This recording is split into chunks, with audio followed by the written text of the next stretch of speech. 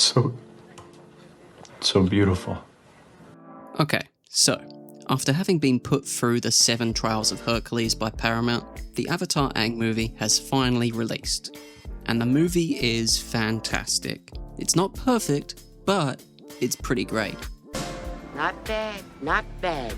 No film is ever going to be perfect, and honestly, I've accepted that for a long time.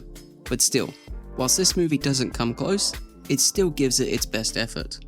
And honestly, at the end of the day, it's just nice to have these characters and this world back on our screens again with some fantastic animation. There's a lot to talk about with this movie, but with Avatar and Avatar Studios, there's a whole lot more to talk about as well. Because of course, outside of the release of this movie, we also have the upcoming release of the new Avatar series, Avatar 7 Havens, which recently released its first trailer, and I've got to say, it looks pretty good. Sure, some things I'm a bit iffy about, but really, there's a whole lot more to get into with this trailer, and first, we're going to start off by talking about the movie. So beautiful. Okay, so for the ease of just putting this video together, I think I should start off with my gripes that I had with the film. Because of course, whilst I did think that the film was fantastic, there were a few things that kept me back from loving it. And the first thing has to be the fact that this film is only barely an hour and a half long. Really, for the sorts of story and character moments that I think this film was going for, I really think that it needed at least another 20 to 30 minutes to really develop and just flush out these ideas. As it is currently, I feel like there are some fantastic ideas in the movie. However, I just don't think that they really got the time they needed to be properly flushed out and developed. And that goes especially when it comes to the character motivations of some certain characters. Aang himself is perfectly fine, but really he had an entire series before this movie to really flush out and develop his character. When it comes to the film's main villain though, I unfortunately have to say that I didn't think that his character got enough time to be properly developed. His character does though have a fantastic vocal performance given to us by Dave Bautista. Honestly, everyone in this film is doing a fantastic job. Steven Yeun especially is doing a fantastic job as Zuko. But really for me, I do feel like Dave Bautista is giving the best vocal performance. And whilst I feel like his character doesn't get enough time to be properly developed in the film, I do feel as if his performance in the film really does a lot to salvage his character. And really the last gripe I had with the movie just had to be the fact that sometimes it felt as if it was doing quite a lot for people who hadn't already seen the series. And what I mean by that is just that sometimes it really felt as if the movie was being a little too obvious with certain things, really trying to push certain moments to make sure that everybody understood what was going on, even though with Avatar, this really wasn't something that I think had to be explained and put out there the way it was. And yeah, when it comes to the film, those are really the only gripes I had with it. Despite only being 2 gripes, however, I do feel like they kept me back from enjoying the film as much as I possibly could have. And yes, outside of this, it should go without saying that I think the rest of the movie is fantastic. A great success! The bending and the fight scenes in this movie especially look fantastic. The choreography for the fight scenes is quick and measured, and the animation is impactful and properly developed.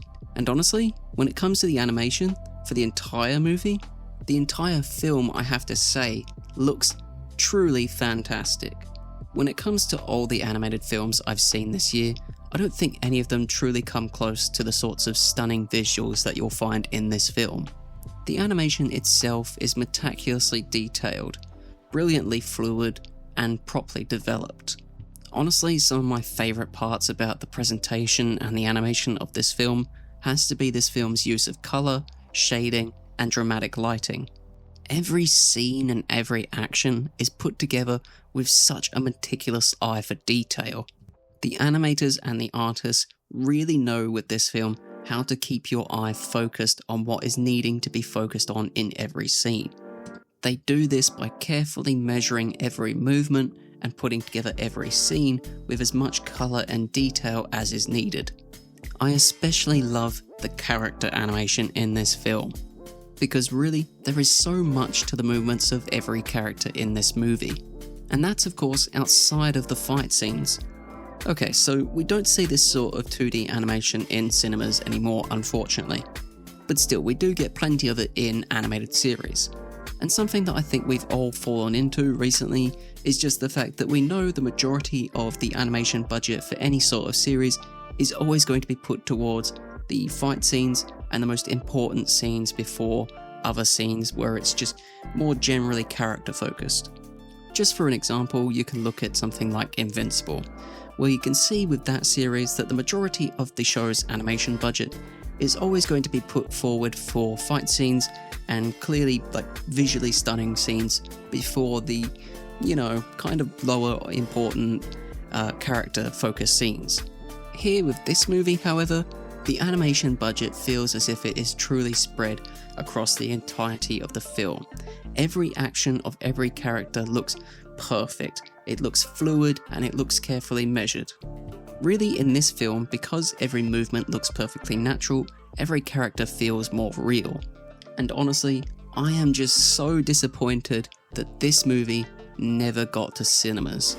Because of course, with animation this fantastic, I truly believe that this film should have been seen in cinemas to really get the best viewing experience. As it is though, the film had a very limited release in cinemas in New York and Los Angeles for those very select few people who could go and see it. Still though, with its release on Paramount Plus, I definitely think it is a movie that everybody should go out and see and go out and enjoy. Especially now that the film is out and we all have the chance to show Paramount just how royally they have fucked themselves on this one. So yeah, the Avatar Aang movie is brilliant. It's got some fantastic visuals and it's great to see these characters again on our screens. But still, there's more from Avatar Studios to enjoy.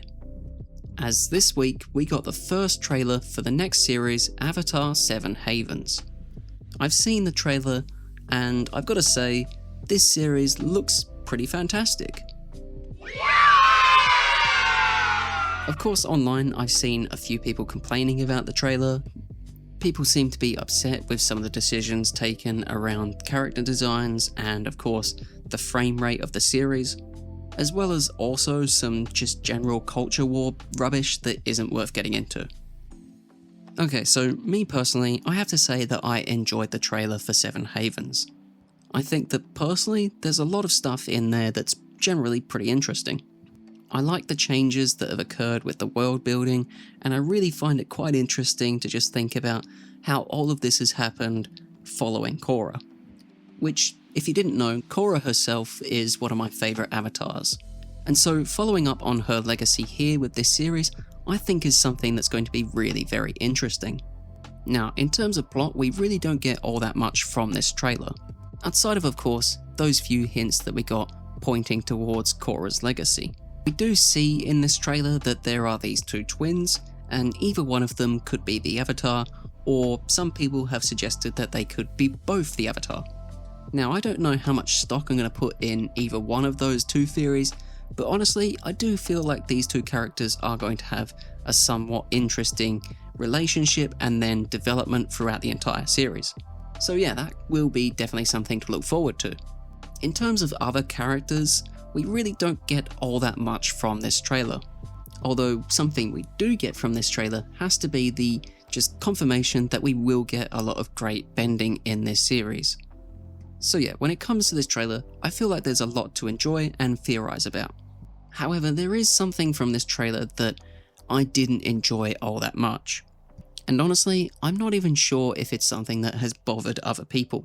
Yeah, so my problem with this trailer and this series as a whole just has to be the fact that this series is going to be focusing on what looks like our youngest avatar ever. And unfortunately, this is just something that has become a little bit of a gripe for me because having just come off of Korra, I was really looking forward to having a similar aged character that I think would be a little easier to relate to. Also, when we were getting our first looks at this new world for this series, I was really starting to hope and think that, yeah, with a post-apocalyptic world like this, you would get a slightly more aged avatar. But no, unfortunately it looks like we're going to be getting a character who is even younger than Aang was when he was first starring in The Last Airbender. And honestly, this is just all such a gripe for me because I really feel as if it's going to maybe take away from just how much you can relate to this character. Especially with a lot of fans just coming off of the recent Avatar Aang movie where the characters were all aged up quite a bit and that made them even more relatable and something that you could better enjoy. And yes, it is however worth noting that I could be completely wrong about this. Because yeah, maybe it might just be the size of the head and the eyes that are throwing me off with the character designs, but I don't know, I think we'll have to wait until the series comes out to really know for sure.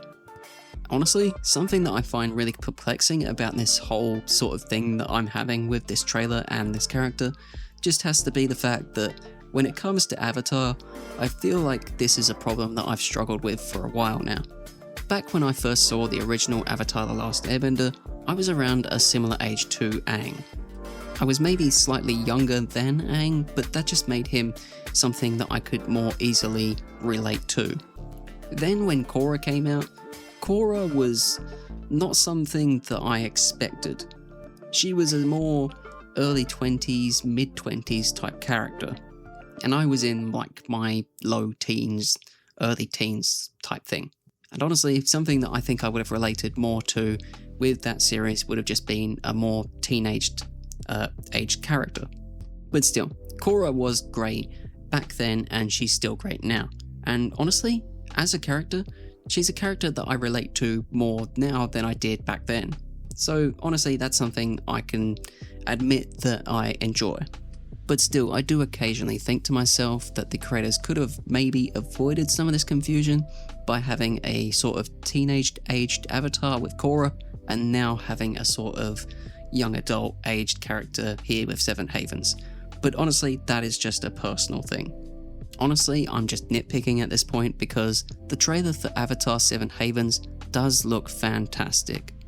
Outside of course, Iyanu, we don't get many sorts of action-focused cartoons like this anymore, and I do feel that that is quite a shame. So yes, I am really looking forward to Avatar 7 Havens. But what about you? Are you looking forward to Avatar 7 Havens?